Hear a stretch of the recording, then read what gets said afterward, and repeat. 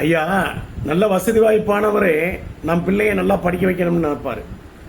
கொஞ்சம் அதுக்கடுத்த கேட்டகரியில் இருக்கிறவங்க நம்ம பிள்ளைய எப்படியாவது படிக்க வச்சு போடணும்னு நினைப்பாரு.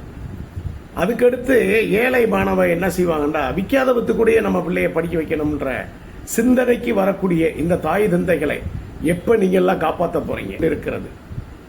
ஸ்கூல் ஃபீஸ் கட்டுறதும் சீருடை எடுக்கிறதும் புக்ஸ் வாங்குறதுக்கும் இந்த மாதம் என்ன செய்ய போகிறோம்ன்ற எத்தனை குடும்பங்கள் தவதாயப்பட்டு கொண்டு இருக்கிறது தெரியுங்களா? அதை இந்த அரசு உற்று நோக்க வேண்டும்.